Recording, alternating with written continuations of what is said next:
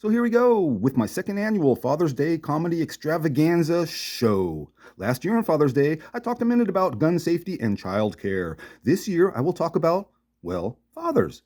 So I'll start by saying Happy Father's Day to my dad and all the good dads out there. And if you're a bad dad or a mediocre dad, then get it together and try harder to be a good dad. The kid's not asking for great, just good. And it starts by being present. Don't be like me and accused of having a so-called vacation baby. That's where 9 months after my vacation, I get a phone call from a woman in Hawaii and realize I need to get a new phone number.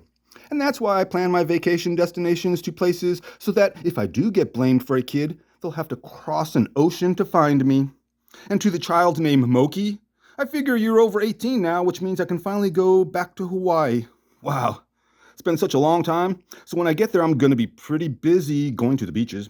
But I will try my darndest to get a hold of you and your mom, but my phone has real bad reception, so if I don't see you when I'm there, I will just have to persevere and move on.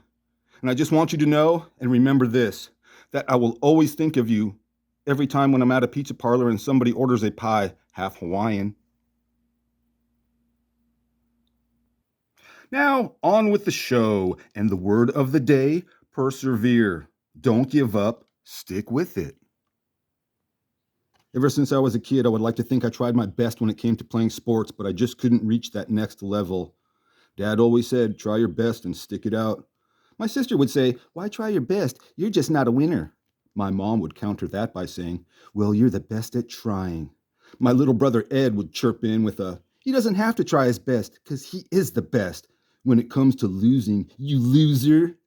Now, there was a time when a remark like that would have sent me into a blind rage. But that was last year. I'm in the 4th grade now. I've matured. I go out to the garage, grab a beer from the mini fridge and a smoke from the pack that's on the workbench, and go sit in the garden shed to contemplate. What sport can I play and be good at? Sip, sip, puff, puff, By 5th grade, I hadn't found a sport that I was good enough at to actually stick with, but I was up to half a pack of Camels and 2 tall cans of Bud. So let's go. Here's a show about a baseball player who played in the leagues. They weren't the big leagues, but as close as you can get. He persevered and would be teammates with some great ball players during his time in the lower leagues. Quite a few of those players were in my dad's autograph book or on a scorecard. As far as this player's background, don't know if he's a father. Besides his date of birth and hails from the great state of Texas, is a switch hitter who throws right and is 6'2" and 195 pounds. Is he still? I'm not sure. But other than that, that's pretty much all the info I have on James Richard Melton, nicknamed Jim, born on September 13th, 1928. You know, when I give a player's date of birth, that means we're either going to a party or, in the case of today's show, the player, I'm happy to say, is still with us. Mr. Melton is 95 years young, and I say player because once a player, always a player. Jim Melton never had an MLB debut, but did pitch pro ball from 1948 to 1961. First with the Kilgore Drillers, going 1-1. The next year, going 23-8, pitching for the Pauls Valley Raiders, leading the Sooner State League in wins. He pitched most of the 1950 season with Gladewater Bears, East Texas League, going 22-13, second in that league for wins, and was promoted to AA for 1952, joining the Fort Worth Cats. That's Texas League, playing alongside Roy Face, Bobby Bragan, and Billy Hunter. Jim Melton's record was 18-11 with the Cats, placing him third in wins behind that league's star Dave Hoskins, who led the Texas League in most pitching statistics, having integrating that league earlier in the season. Jim Melton pitched for Brooklyn Dodgers AA affiliate, the Mobile Bears, for 1953, going 10-10, yet even with a 10-10 record, Cincinnati Redlegs took him in the Rule 5 draft. But he spent 1954 in the International League, pitching with the Havana Sugar Kings. And when the season was over, Jim Melton stayed in Cuba to play winter ball, pitching for the Cienfuegos, leading the league in appearances with 38. Cienfuegos had quite a few MLB All-Stars on their teams during the 1950s. I'll just name Luis Arroyo, because Dad has his autograph. Which brings us to the 1955 season, and Jim is on the West Coast, on my dad's local team, the San Francisco Seals, pitching AAA ball for the first time. Jim's autograph in the thumbnail is on a 1955 Seals scorebook, and the autograph is next to his Seals catcher, John Ritchie, the first black to play in the PCL. They also signed next to each other in this book. Dad has 4 different SEAL scorebooks with Jim listed.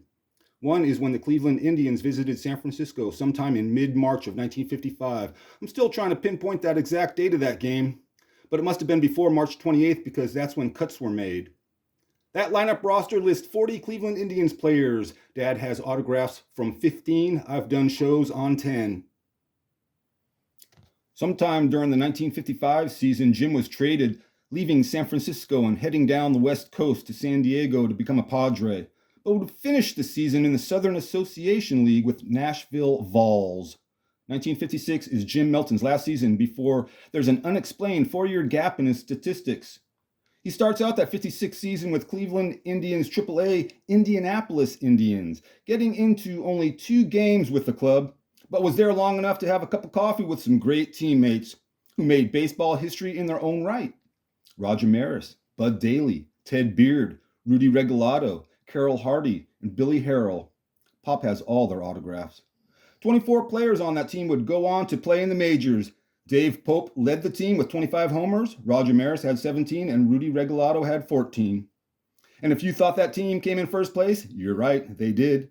But Jim Melton wasn't there for all the hoopla when that team won the association pennant and the 1956 Junior World Series.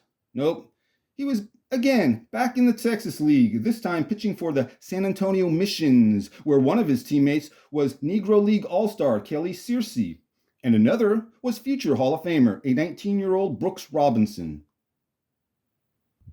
Which brings us back to the word of the day, persevere. 10 years in pro ball, pitching in at least 12 leagues and playing for more than 20 teams and never once pitching in the big show, yet Jim Melton persevered. So like my daddy says, always try your best, stick it out, don't give up. I say persevere through adversity. That's how you grow as a person. But don't take it from me. What do I know? I played a bunch of sports and didn't stick with any. So like most advice, take it with a grain of salt, especially if it's coming from a 5th grader smoking a cigarette with a beer in his hand. Or an absent father who hates half Hawaiian pizzas. Jim Melton's statistics pick up again in 1961.